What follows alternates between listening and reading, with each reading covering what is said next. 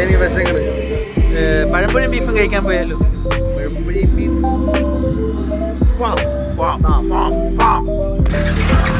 അളിയ വാ വിശക്കുന്നു.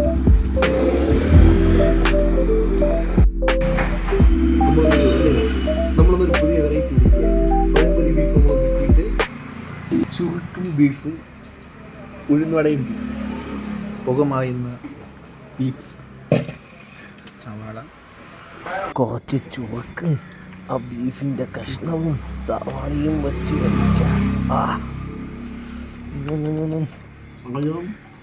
വിഷയമാണ്. ചുരുക്കും ബീഫും ഇനി ചമ്മന്തി ഒഴിച്ചിട്ട് അടുത്തൊന്ന് ട്രൈ ചെയ്ത് നോക്കാം.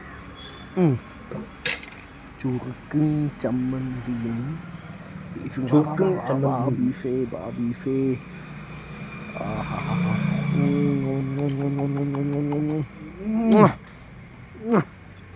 നല്ല പൊളി സാധനം.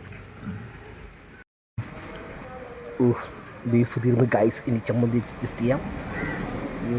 ഉഴുന്നുവടയിൽ ചമ്മന്തി ഒഴിച്ചു. ജസ്റ്റ് ഒന്ന് അതിനെ കുടിക്കുകയാണ്.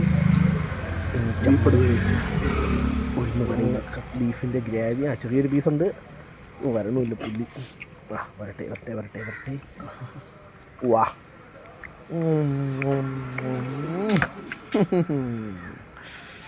അപ്പോൾ ഗൈസ്, പഴംപൊരിയും ബീഫും തേടിപ്പോയി ഞങ്ങൾ ഇന്ന് കഴിച്ചത് ചുരുക്കും ബീഫും ഉഴുന്നുവടയും ചമ്മന്തിയുമാണ്.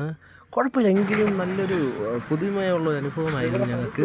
എന്തായാലും കൊള്ളാം. നിങ്ങൾക്ക് വേണമെങ്കിൽ ട്രൈ ചെയ്യാം. അപ്പോൾ നമ്മുടെ ലൊക്കേഷൻ വരുന്നത് നെടിയാങ്കോട് അഞ്ചു റെസ്റ്റോറൻറ്റ് അല്ലെങ്കിൽ ലാലസ് മാമിൻ്റെ ചായക്കട.